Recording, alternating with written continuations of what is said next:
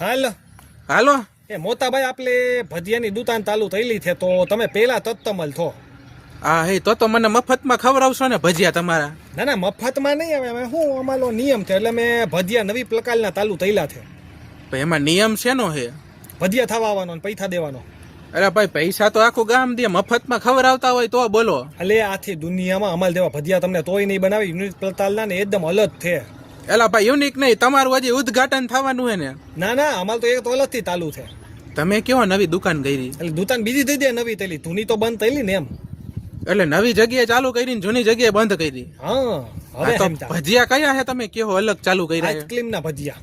Ice cream ના ભજીયા? હા. એલા ભાઈ તમને હવારનું કોઈ મળ્યું નથી કે મારી હરી કરો? અલે હલી બલી નથી તલતો. મેં છે ને તો મારી પાસે ફ્લીજ છે, મેં છે ને 15,000 નું લીધું હતું બરાબર છે. તેની અંદર છે ને બલ્બ ધામમાં મૂકી દઉં તો હાલે આઈસ્ક્રીમ પહેલો હોય તો મેં વિચાર્યું કે આઈસ્ક્રીમ પહેલા બદલી દે ને એના કરતા આપણે આઈસ્ક્રીમ ના ભજીયા ચાલુ તલે યુનિક વધતું.